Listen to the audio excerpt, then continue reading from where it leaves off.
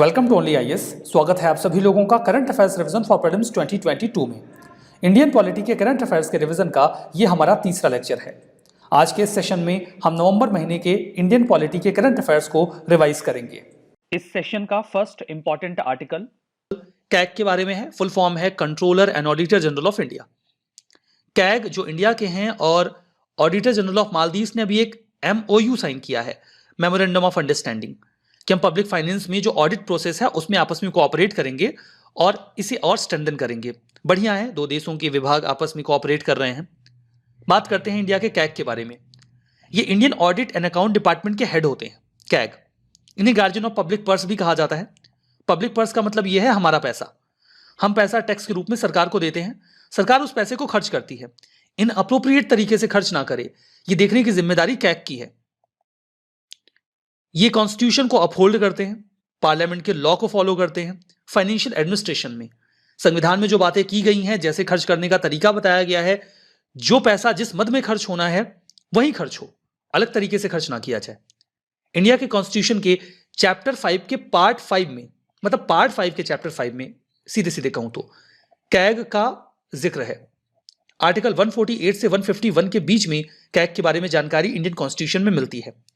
इनका अपॉइंटमेंट और टर्म क्या है? प्रेसिडेंट ऑफ इंडिया इन्हें अपॉइंट करते हैं by the warrant under his hand and seal. By the warrant under his hand and seal का क्या मतलब होता है? देखिए, प्रेसिडेंट के नाम पर कई सारे अपॉइंटमेंट होते हैं, लेकिन हर अपॉइंटिंग डॉक्यूमेंट पे प्रेसिडेंट खुद साइन नहीं करते या प्रेसिडेंट के ऑफिस की सील नहीं होती। उनकी ओर से सचिव वो अपॉइंटमेंट करते हैं। कुछ बहुत ही सिग्निफिकेंट पोस्ट होते हैं जो प्रेसिडेंट डायरेक्टली अपॉइंट करते हैं under his hand and seal. वहां पर प्रेसिडेंट का साइन होता है और उनकी ऑफिशियल सील लगाई जाती है। तो जो भी appointment bye a warrant under his hand and seal हो, आप समझ जाइए कि ये ऑफिस बहुत ज्यादा इंपॉर्टेंट है। इससे पता चलता है कि कैग का ऑफिस बहुत इंपॉर्टेंट है। ये 6 सालों के लिए अपने पद पे बने रहते हैं या फिर 65 साल की उम्र तक, जो भी पहले खत्म हो जाए। फंक्शंस ये हैं कि सभी अकाउंट्स को ऑडिट करते हैं, देखते हैं सब कुछ बढ़िया से खर्च हुआ है कि नहीं।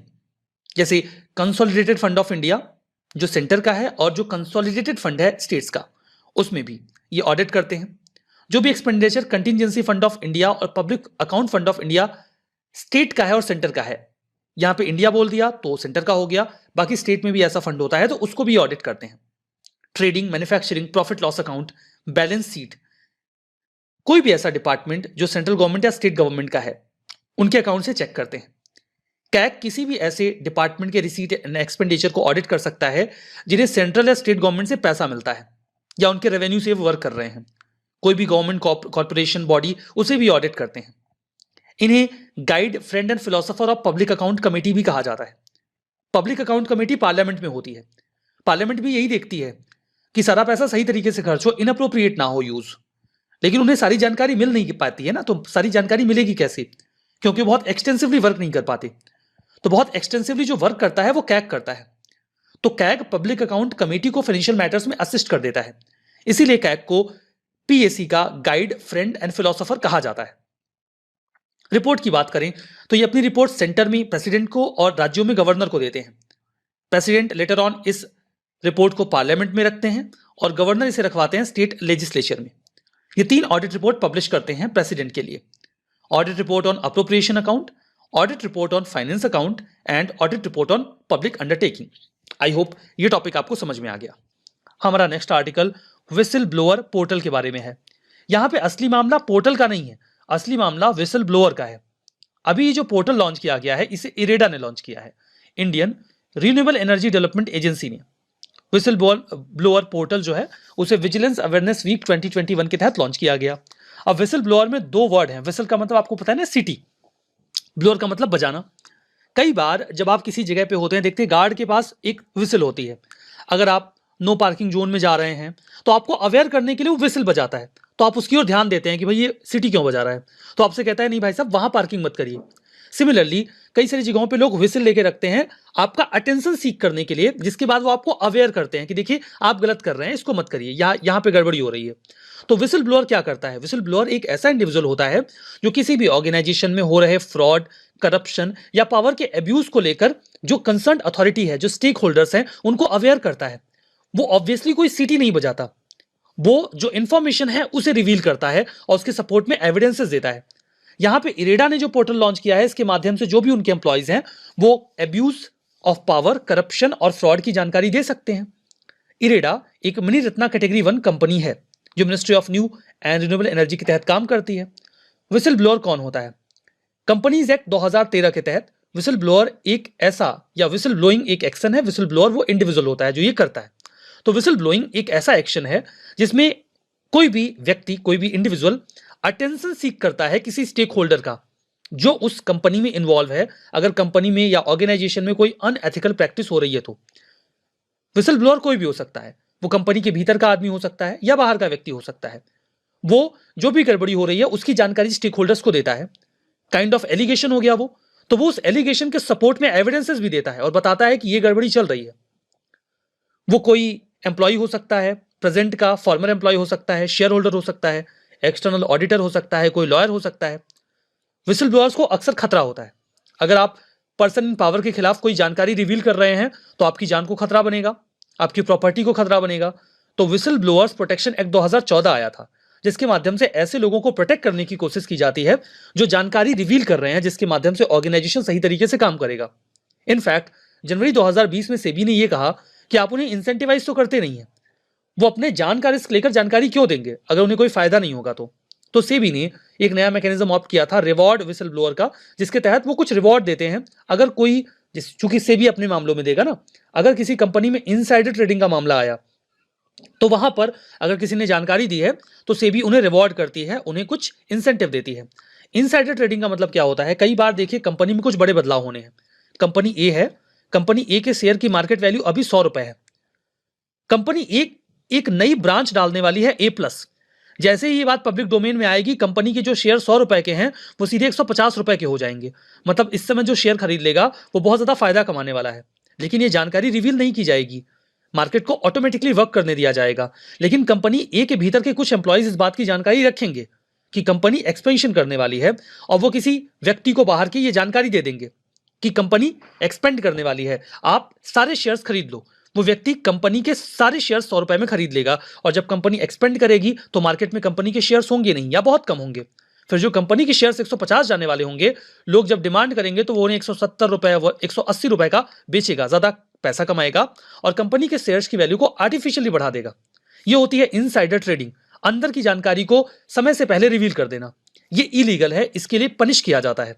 अगर कोई व्यक्ति इसकी जानकारी देता है कि इनसाइडर ट्रेडिंग हुई है तो सेबी उसे रिवॉर्ड भी करती है और ऐसे व्यक्ति को ही विसल ब्लोअर कहा जाएगा। हमारा नेक्स्ट आर्टिकल खासी इनहेरिटेंस ऑफ प्रॉपर्टी बिल 2021 के बारे में है। खासी डिस्ट्रिक्ट ऑटोनॉमस काउंसिल जो मेघालय की है, उन्होंने अनाउंस किया है खासी इनहेरिटेंस ऑफ प्रॉपर्टी बिल 2021। चूंकि जो असम, मेघालय, त्रिपुरा, मिजोरम AMTM है, ये 6th शेड्यूल के तहत आते हैं। AMTM, असम, मेघालय, त्रिपुरा, मिजोरम। यहां पे हम बात कर रहे हैं मेघालय की। यहां पर होते हैं डिस्ट्रिक्ट ऑटोनॉमस काउंसिल, जिनके पास वहां की जो जनजातियां हैं, जो लोकल कल्चर एंड ट्रेडिशन है, उस संबंध में पर्याप्त ऑटोनॉमी होती है। अगर वो कोई कानून अपने लिए बनाना चाहते हैं तो वो कोई भी बिल प्रपोज कर सकते हैं। जो बिल उन्होंने प्रपोज किया है उसे कंपल्सरली वहां के लेजिस्लेचर में रखा जाता है और उस पर वोटिंग करवाई जाती है। सिमिलरली मेघालय की जो डिस्ट्रिक्ट ऑटोनॉमस काउंसिल है, उन्होंने अपनी जो उनका रहन सहन का तरीका है, कल्चर है, ट्रेडिशन है, उसमें कुछ बदलाव करने के लिए, जो इनहेरिटेंस है उसमें कुछ चेंजेस करने के लिए प्रॉपर्टी बिल प्रपोज किया है। अब इसके बाद इसे वहां के लेजिस्लेचर में रख के उस पर वोटिंग करवाई जाएगी। जो प्रपोज्ड बिल है उसमें इक्विटेबल डिस्ट्रीब्यूशन की बात की गई है। इक्विटेबल डिस्ट्रीब्यूशन का मतलब यह है कि एक माता पिता के जितने भी सिबलिंग हैं, सिबलिंग का मतलब सभी बच्चे, वो मेल हो या फीमेल हो, उनमें पेरेंटल प्रॉपर्टी को इक्वली डिस्ट्रीब्यूट किया जाएगा। पेरेंटल प्रॉपर्टी का मतलब यह होता है कि जो उन्हें पीढ़ी दर पीढ़ी उनके पास रही है। इक्विटेबल डिस्ट्रीब्यूशन में मेल और फीमेल दोनों को बराबर दर्जा दिया जाएगा। अब आप सोच रहे होंगे कि क्या इसके पहले तक फीमेल्स को राइट नहीं दिया जाता था, जो बराबर दर्जे की बात की जा रही है? सच्चाई तो यह है कि फीमेल को ही दर्जा था, यहां पे मेल्स को प्रॉपर्टी इनहेरिट करने का राइट नहीं था। इस प्रॉपर्टी बिल में जो इक्विटेबल डिस्ट्रीब्यूशन की बात की गई है, यह एक्चुअली में मेल्स के लिए है, फीमेल के लिए नहीं। थोड़ा सा अलग लग रहा होगा आपको, लेकिन अभी आप समझ जाएंगे कि जो खासी जनजाति है उनका अपना अलग कल्चर है। फर्दर इस बिल में यह भी कहा गया कि पेरेंट्स अपने विल के जरिए डिसाइड कर सकते हैं कि वो अपनी प्रॉपर्टी किसको देना चाहते हैं।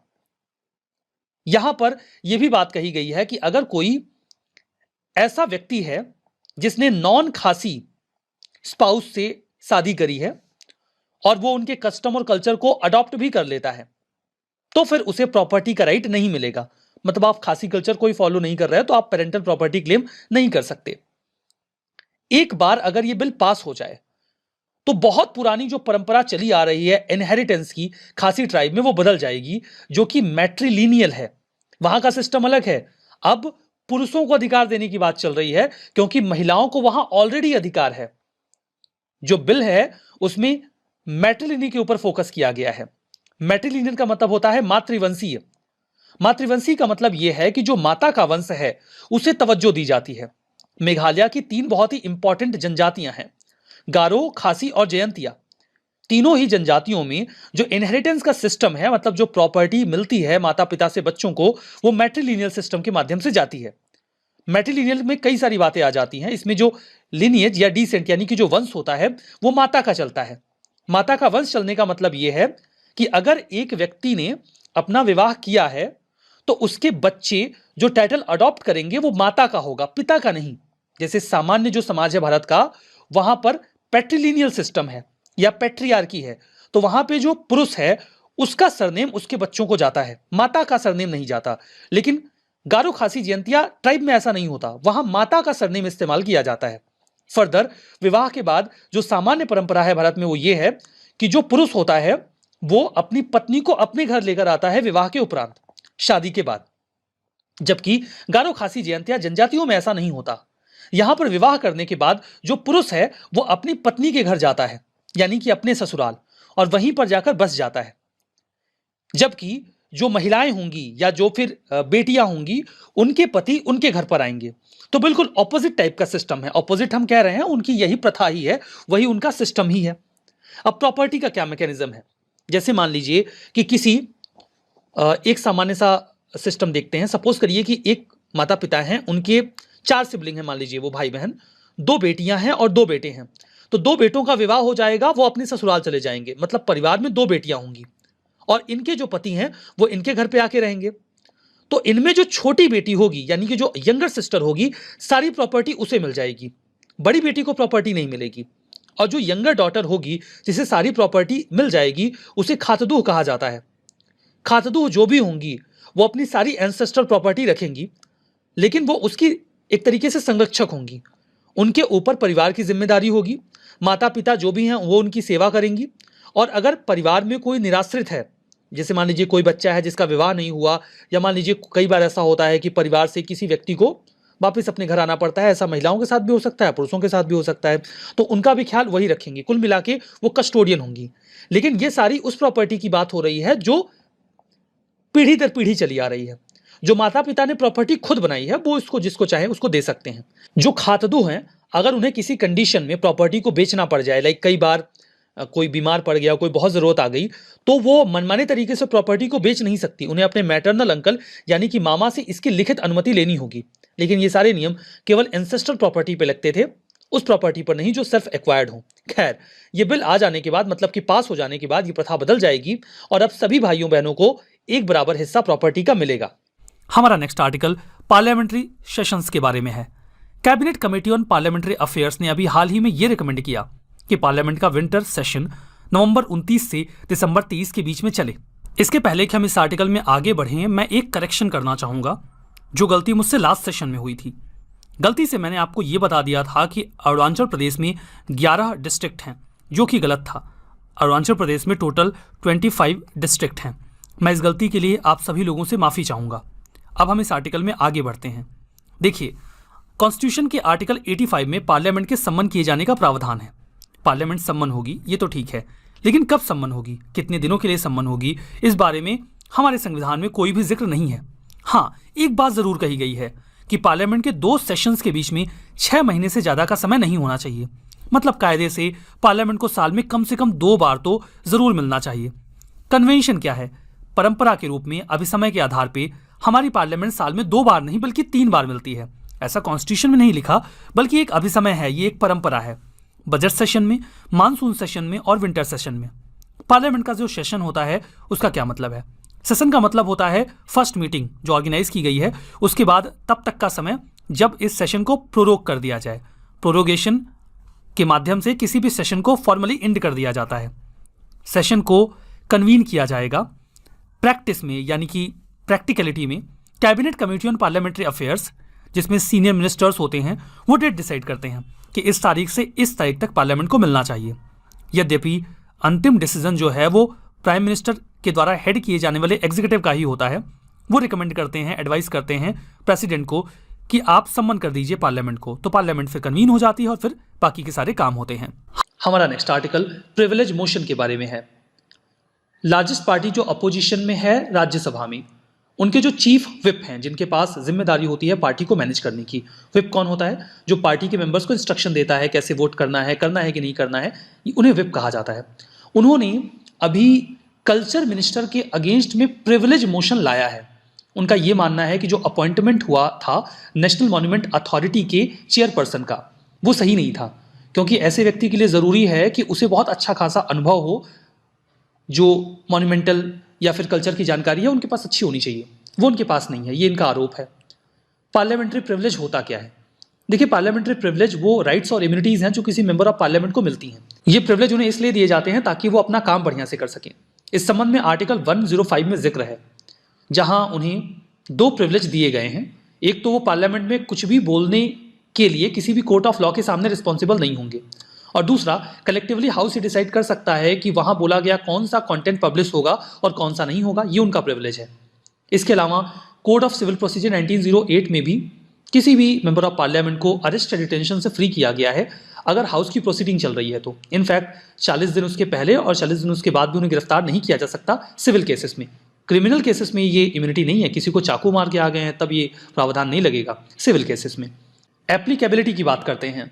पार्लियामेंट्री प्रिविलेजेस केवल मेंबर ऑफ पार्लियामेंट के लिए नहीं होते, बल्कि उनके लिए भी होते हैं जिन्हें पार्लियामेंट में बोलने का या स्टेटमेंट देने का, कमेटीज़ का पार्ट होने का अधिकार है, जैसे कि अटॉर्नी जनरल ऑफ इंडिया। अब यहाँ पर एक बात को और आप ध्यान में रखिएगा कि वैसे तो हमारे प्रेसिडेंट भी पार्लियामेंट का पार्ट होते हैं, इंटीग्रल पार्ट होते हैं, लेकिन उनके पास पार्लियामेंट्री प्रिविलेजेस नहीं होते। क्यों नहीं होते? अरे प्रेसिडेंट के अपने खुद ही बहुत सारे प्रिविलेज होते हैं, वो पार्लियामेंट्री प्रिविलेज लेकर क्या करेंगे? नेशनल मॉन्यूमेंट अथॉरिटी की बात करते हैं। मिनिस्ट्री ऑफ कल्चर के तहत इसे सेटअप किया गया था 2010 में। इसके लिए आया था एक कानून, नाम था अमसर। फुल फॉर्म है ancient monument and archaeological sites and remains amendment and validation act. इनका काम यह है कि भारत में जो भी मॉन्यूमेंट्स एंड साइट्स हैं उनको प्रिजर्व करें। ऐसी साइट्स जो प्रोहिबिटेड हैं उन्हें बढ़िया तरीके से रेगुलेट किया जाए। Next article PESA act of 1996 के बारे में है।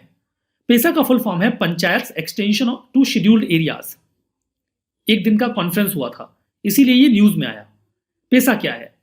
देखिए, 1992 में जब पंचायती राज को इंडिया में लागू किया गया तो मन में एक शंका थी कि अगर ये ट्राइबल एरियाज में पहुंचा तो उनके जो लोकल कल्चर हैं, ट्रेडिशंस हैं, वो प्रभावित होंगे। मैं आपको बता दूं कि 5वीं अनुसूची में यानी कि 5th शेड्यूल में जो भी राज्य आते हैं वहां पर पार्लियामेंट के किसी भी कानून के लागू होने के लिए गवर्नर की संस्तुति आवश्यक होती है। तो उस दौरान ये जो 5th शेड्यूल में आने वाले ट्राइबल एरियाज हैं उन्हें जो पंचायती राज व्यवस्था थी उसका हिस्सा नहीं बनाया गया, लेकिन आवश्यकता महसूस हुई कि इन्हें भी सेल्फ गवर्नेंस मिलना चाहिए। इसी उद्देश्य से जो पंचायती राज की व्यवस्था थी उसे एक्सटेंड किया गया पेसा एक्ट के माध्यम से 1996 में।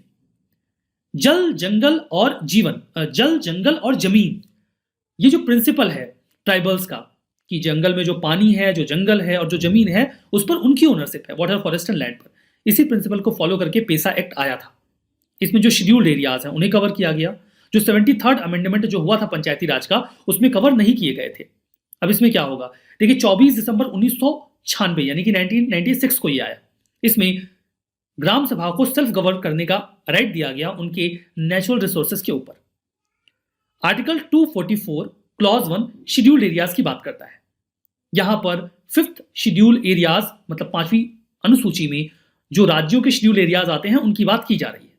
वर्तमान में ये 10 राज्यों में एक्सटेंडेड है, जैसे कि आंध्र प्रदेश, छत्तीसगढ़, गुजरात, हिमाचल प्रदेश, झारखंड, मध्य प्रदेश, महाराष्ट्र, उड़ीसा, राजस्थान और तेलंगाना। इसमें जो ग्राम सभा होती है, ग्राम सभा ऐसे लोगों के समूह को कहा जाता है जिनका नाम इलेक्टोरल लिस्ट में हो, जो वोट देने का अधिकार रखते हैं। देखिए, जो स्टेट का लेजिस्लेशन है पंचायतों के ऊपर, वो शेड्यूल एरियाज में इस प्रकार से लागू हो कि उनके कस्टम, रिलीजियस प्रैक्टिसेस और ट्रेडिशंस प्रभावित ना हो। इसी उद्देश्य से ये पेशा आया था। ग्राम सभा की रिकमेंडेशन बहुत जरूरी होगी, मैंडेटरी होगी, अगर शेड्यूल एरियाज में कोई माइनिंग लाइसेंस दिया जा रहा है तो। नहीं तो कोई माइनिंग नहीं कर सकता उस रीजन में। और जो माइनर वाटर बॉडीज हैं, उनके प्लानिंग और मैनेजमेंट का अधिकार पंचायत का ही होगा उस शेड्यूल एरिया के। ये सभी अधिकार पेशा एक्ट के माध्यम से ट्राइबल एरियाज को दिए गए हैं। हमारा नेक्स्ट आर्टिकल सेक्शन 7 जो पोक्सो एक्ट का है उसके बारे में है। पोक्सो एक्ट का फुल फॉर्म होता है protection of children from sexual offences act. ये एक्ट आ जाता है एंड में। नाम से स्पष्ट है कि जो छोटे बच्चे हैं, यानी कि 18 वर्ष से कम उम्र के बच्चे हैं, चाहे वो लड़का है या फिर लड़की है, वो सेक्सुअल ऑफेंस का शिकार ना हो, इसी उद्देश्य से ये पॉक्सो एक्ट आया। एक मामला गया था जनवरी 2021 में, जिसमें एक व्यक्ति को लोअर कोर्ट ने 3 साल की सजा सुनाई थी, क्योंकि उस व्यक्ति ने एक बच्ची को सेक्सुअल इंटेंशन के साथ पकड़ा था। लेकिन जब ये मामला हाई कोर्ट में गया, बॉम्बे हाई कोर्ट में, तो बॉम्बे हाई कोर्ट ने इस मामले को पोक्सो एक्ट से बाहर कर दिया। आधार यह बताया गया कि यद्यपि उस बच्चे को उस व्यक्ति के द्वारा ग्रुप किया गया था, यानी कि पकड़ा गया था, लेकिन कपड़े के ऊपर से पकड़ा गया था, तो स्किन टू स्किन कांटेक्ट नहीं हुआ था। इसीलिए यह पोक्सो एक्ट के सेक्शन 7 के तहत कवर नहीं किया जा सकता। और उसके बाद उस व्यक्ति की सजा को घटाकर 3 साल से 1 साल कर दिया गया। कई सारे ग्रुप ने इसका सख्ती से विरोध किया और मामला सुप्रीम कोर्ट में गया। सुप्रीम कोर्ट ने बॉम्बे हाई कोर्ट के इस डिसीजन को क्वेश्चन कर दिया, यानी कि खारिज कर दिया। उन्होंने ये कहा कि इस प्रकार से हम नैरो एक्सप्लेनेशन नहीं दे सकते किसी कानून का। सबसे पहले मैं आपको बता देता हूं कि सेक्शन 7 में क्या कहा गया है। सेक्शन 7 में बात को एकदम साफ साफ लिखा गया है ताकि किसी भी प्रकार की कोई कंफ्यूजन ना हो। इसमें साफ लिखा गया है कि अगर कोई भी व्यक्ति सेक्सुअल इंटेंट के साथ किसी बच्चे का, वो लड़का हो या फिर लड़की हो, उसका वजाइना, पेनिस, एनस या ब्रेस्ट छूता है या फिर उस बच्चे से ऐसा करवाता है या कोई और एक्ट करता है सेक्सुअल इंटेंट से जिसमें फिजिकल कांटेक्ट इन्वॉल्व हो बिना पेनिट्रेशन के, उसे सेक्सुअल असॉल्ट कहा जाएगा।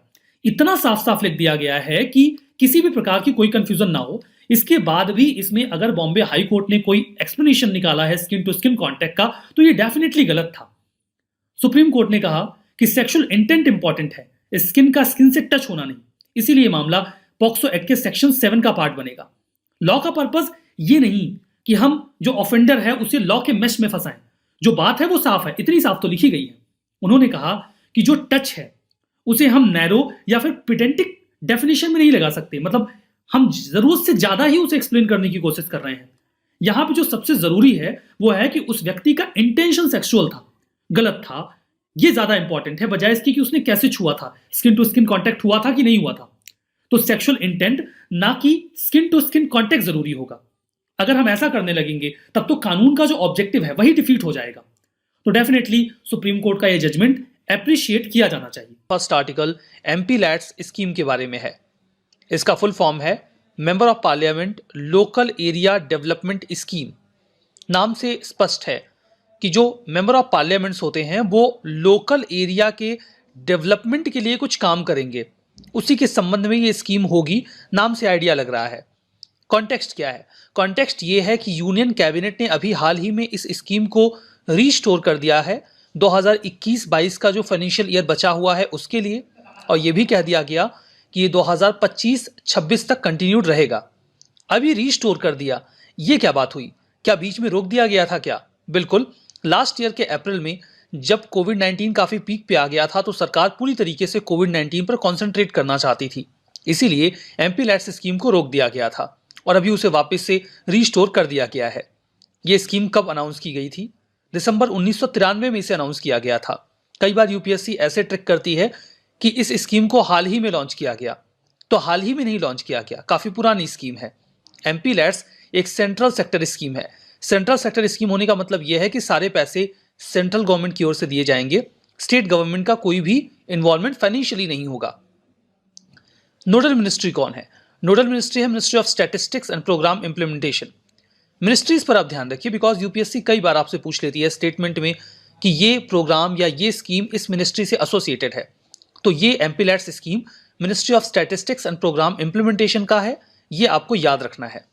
ऑब्जेक्टिव क्या है, नाम तो बिल्कुल क्लियर है। जो मेंबर ऑफ पार्लियामेंट्स होंगे वो वर्क रिकमेंड करेंगे, जो भी उनका एरिया है जहां से वो जीत कर आए हैं वहां पर। ये ऐसे काम होंगे जो ड्यूरेबल हों और कम्युनिटी एसेट हों। मतलब ऐसा नहीं कि अपने घर में वो कोई बिल्डिंग बनवा रहे हैं, कोई रोड बनवा रहे हैं, ऐसा कुछ नहीं। कम्युनिटी एसेट होना चाहिए जो सभी के काम आए, जैसे कि drinking water, primary education, public health, sanitation, road, इन सबको डेवलप करने के लिए वो पैसे खर्च कर सकते हैं। एमपी-लैट्स कैसे काम करेगा, जो मेंबर ऑफ पार्लियामेंट हैं वो वर्क रिकमेंड करेंगे कि मैं चाहता हूं कि इस जगह पे रोड नहीं है, यहां रोड बनाइए आप, यहां पर पानी की व्यवस्था नहीं है, यहां पर पानी की व्यवस्था करिए। ये रिकमेंडेशन वो नोडल डिस्ट्रिक्ट अथॉरिटी को देंगे। जो नोडल डिस्ट्रिक्ट अथॉरिटी है वो इस काम को करवाने के लिए रिस्पॉन्सिबल होंगे। उसके बाद जो डिटेल्ड वर्क है वो कैसे हुआ और उस पर क्या खर्चा आया, वो उसकी रिपोर्ट मेंबर ऑफ पार्लियामेंट को सौंप देंगे। ये जो फंक्शनिंग है वो कैसे मेंबर ऑफ पार्लियामेंट करते हैं, मतलब इसके लिए उन्हें कितने पैसे मिलते हैं। उन्हें पर एनम एमपी-लैट्स स्कीम के तहत 5 करोड़ रुपए मिलते हैं अपने एरिया के डेवलपमेंट के लिए। ये पैसे उन्हें 2.5 करोड़ के 2 इंस्टॉलमेंट में मिलते हैं। ये नॉन लैप्सेबल है, मतलब अगर वो एक साल में उस पैसे को खर्च नहीं भी कर पाए तो वो लैप्स नहीं करेगा, बल्कि वो अगले साल उस पैसे को खर्च कर सकते हैं। देखिए, जैसे एक मेंबर ऑफ पार्लियामेंट जो किसी कॉन्स्टिट्यूएंसी से जीत कर आया है, वहां तो मामला क्लियर है, उसे अपनी कॉन्स्टिट्यूएंसी में डेवलपमेंट करना है। लेकिन जो राज्यसभा के मेंबर ऑफ पार्लियामेंट हैं वो कहां डेवलपमेंट करेंगे, मतलब वो किसी कॉन्स्टिट्यूएंसी से तो आते नहीं है। तो राज्यसभा के जो एमपीज होते हैं वो किसी न किसी राज्य से आते हैं ना, तो वो अपने राज्य में कहीं भी डेवलपमेंट का काम कर सकते हैं। अब चलिए, राज्यसभा का भी समझ में आ गया कि वो किसी राज्य से आए हैं तो पूरे राज्य में कर सकते हैं। जो लोकसभा में एमपीज हैं वो अपनी कॉन्स्टिट्यूएंसी में डेवलपमेंट करेंगे। जो मेंबर्स नॉमिनेटेड हैं उनका तो ना कोई राज्य है पार्टिकुलरली, अब देखिए है तो पूरा देश और कोई ना कोई राज्य होगा ही, बट वो ऐसी किसी स्पेसिफिक स्टेट से या कॉन्स्टिट्यूएंसी से तो आए नहीं है, वो कहाँ डेवलपमेंट करेंगे। तो सिंपली राज्यसभा या लोकसभा में जो नॉमिनेटेड मेंबर्स हैं वो पूरे देश में कहीं भी एमपी-लैट्स स्कीम के तहत डेवलपमेंट का काम करवा सकते हैं। Article SDG urban India index के बारे में है। एसडीजी का फुल फॉर्म है sustainable development goals. Urban India index, नाम से समझ में आ रहा है कि जो अर्बन एरिया है इंडिया का, उस संबंध में कुछ कैलकुलेशन करके या कैलकुलेशन करने के लिए कोई इंडेक्स तैयार किया गया है। कॉन्टेक्स्ट क्या है? कॉन्टेक्स्ट यही है कि नीति आयोग ने इंडो जर्मन कोऑपरेशन के तहत sustainable development goal urban index को अभी हाल ही में रिलीज किया। मतलब ये इंडिया और जर्मनी के कोऑपरेशन का एक हिस्सा है। फर्दर एक डैशबोर्ड भी लॉन्च किया गया है 2021-2022 के लिए। पर्पस क्या है? पर्पस यही है कि इंडिया में जो अर्बन लोकल बॉडीज हैं वो कैसा काम कर रहे हैं, क्या वो जो कर रहे हैं वो हमारे सस्टेनेबल डेवलपमेंट गोल्स को पूरा करने की ओर है। उनकी प्रोग्रेस को हम मॉनिटर करेंगे इस इंडेक्स के माध्यम से। सभी अर्बन लोकल बॉडीज को या एरियाज को 0 से लेके 100 के बीच में स्कोर दिया जाएगा। 100 का मतलब ये है कि वो पूरे टारगेट्स बढ़िया से अचीव कर लेंगे 2030 तक, और 0 का मतलब ये है कि वो बहुत दूर हैं, नहीं अचीव कर पाएंगे। इंडेक्स में स्कोर्स को 4 हिस्सों में डिवाइड किया गया है। 0 से 49 के बीच का स्कोर दिखाएगा कि वो अर्बन लोकल बॉडी एस्पेरेंट है, मतलब प्रयास कर रही है। 50 to 64 का स्कोर परफॉर्मर कैटेगरी में जाएगा। 65 to 99 फ्रंट रनर, और 100 का स्कोर बताएगा कि वो अचीवर हैं। सिग्निफिकेंस की बात यह है कि इससे हमारा सस्टेनेबल डेवलपमेंट गोल्स को लेकर जो अचीव करने का तरीका है वो स्ट्रेंथन होगा। उसे हम थोड़ा लोकलाइज कर रहे हैं और ग्रास रूट लेवल पे जाके उसे पूरा करने की कोशिश कर रहे हैं। रैंकिंग में कौन बना ऊपर और कौन गया नीचे? टॉप परफॉर्मर में आए हैं शिमला, कोयंबटूर, चंडीगढ़ और तिरुवनंतपुरम, फर्दर कोची भी। वर्स्ट परफॉर्मर में रहे हैं धनबाद, मेरठ, ईटानगर, गुवाहाटी और पटना। हमारा नेक्स्ट आर्टिकल मैसूर डिक्लेरेशन के बारे में है। 16 राज्यों ने मैसूर डिक्लेरेशन को साइन किया है। मैसूर कर्नाटका की एक सिटी है, आप इसके बारे में जानकारी रखते होंगे। ये जो मैसूर डिक्लेरेशन है, यहाँ पर 16 राज्य एक साथ आए। क्या उद्देश्य है इनका, क्यों इकट्ठा होकर इन्होंने कोई डिक्लेरेशन को साइन किया? ये डिक्लेरेशन एक्चुअली में कॉमन मिनिमम सर्विसेज से एसोसिएटेड है। कैसी सर्विसेज? वो सर्विसेज जो पूरे भारत में पंचायतों के द्वारा लोगों को दी जाती हैं। और ये जो कॉमन मिनिमम सर्विस डिलीवरी ये मैकेनिज्म है पंचायतों के द्वारा, इसे 1 अप्रैल 2022 से इफेक्टिव किया जाएगा। देखिए, जो गवर्नेंस है उसके माध्यम से लोग कई तरीके की सर्विसेज अवेल करते हैं। लोगों को अक्सर ये शिकायत रहती है कि जो गवर्नमेंट सिस्टम है या सरकारी तंत्र है वो अच्छी सर्विसेज नहीं देता, वो डिलेड और इनएफिशिएंट सर्विसेज देता है। तो मैसूर डिक्लेरेशन का जो कोर ऑब्जेक्टिव है वो ये है कि हम सिटीजन सेंट्रिक सर्विसेज प्रमोट करें, गवर्नेंस की ये सेंटर में हो, हार्ट में हो, कि हमें लोगों को बढ़िया सर्विसेज देनी है। डिक्लेरेशन में ये कहा गया कि वो सभी सर्विसेज जो पंचायत अपने लोगों को देता है या फिर ऐसी और सर्विसेज जो अदर डिपार्टमेंट देते हैं लेकिन वो सर्विसेज पंचायत से होकर ही लोगों तक पहुंचती हैं, पंचायत उन्हें मॉनिटर करती है, वो सभी लोगों तक बहुत बढ़िया तरीके से पहुंचनी चाहिए। इसमें जो पंचायत या लोकल सेल्फ बॉडीज हैं वो एक इंक्लूसिव और अकाउंटेबल रोल प्ले करें, मतलब सभी को ये सर्विसेज मिले और सही तरीके से मिले। जो डिक्लेरेशन है उसमें सर्विसेज की अवेलेबिलिटी और ग्रासरूट लेवल तक लोगों की उन सर्विसेज को लेकर रीच इफिशिएंट मैनर में, टाइमली मैनर में इसे तवज्जो देने की बात की गई है, जो कि 1 अप्रैल 2022 से एप्लीकेबल हो जाएगा। यहां पर जो सर्विसेज दी जाएंगी उनके स्टैंडर्ड्स और प्रोफेशनल इंटीग्रिटी को भी संज्ञान में लिया जाएगा, ताकि जो बॉडीज सर्विसेज दे रही हैं वो अकाउंटेबल बने रहें। अगला आर्टिकल है public procurement and project management के ऊपर। रिसेंटली मिनिस्ट्री ऑफ फाइनेंस के डिपार्टमेंट ऑफ एक्सपेंडिचर ने एक नई गाइडलाइंस इशू करी है जिसमें वो रिफॉर्म करना चाहते हैं public procurement and project management को। आइए सबसे पहले समझते हैं कि public procurement and project management क्या होता है। इसमें हम वो सभी गुड्स एंड सर्विसेज इंक्लूड करते हैं जो कोई भी पब्लिक एंटिटी खरीदती है। उसके अलावा इन प्रोजेक्ट्स में हम उन सभी प्रोजेक्ट्स को इंक्लूड करते हैं जो आपकी पब्लिक एंटिटी एग्जीक्यूट कर रही है। फॉर एग्जाम्पल, अगर एक रेलवे के प्रोजेक्ट के लिए मिनिस्ट्री ऑफ रेलवे कुछ प्रोक्योरमेंट करती है तो वो सभी ही पब्लिक प्रोक्योरमेंट में आते हैं। अगर हाल फिलहाल की बात की जाए तो ये गवर्न करते हैं आपके 2 रूल। एक है आपका जनरल फाइनेंस रूल जो 2017 में आया था, दूसरा है मिनिस्ट्री ऑफ फाइनेंस प्रोक्योरमेंट का मैनुअल। ऑल्दो जो एजेंसी प्रोक्योरमेंट कर रही है उन्हें फ्रीडम है कि वो अपने खुद के भी जनरल प्रोक्योरमेंट के रूल बना सकती है, बट उन्हें फॉलो करना होगा जनरल फाइनेंस रूल 2017 को। आइए अब समझते हैं क्या डिफरेंस है पब्लिक प्रोक्योरमेंट और प्राइवेट प्रोक्योरमेंट में। यहां पे मैं आपको बताना चाहूंगा, पब्लिक प्रोक्योरमेंट में हम लोगों के लिए गुड्स खरीदते हैं, वेयर एज यहां पर हम प्रॉफिट के लिए प्रोक्योरमेंट करते हैं। पब्लिक प्रोक्योरमेंट में रेगुलेशन बहुत ज्यादा होती है, वेयर एज प्राइवेट प्रोक्योरमेंट में ऐसी रेगुलेशन देखने को कम ही मिलती है।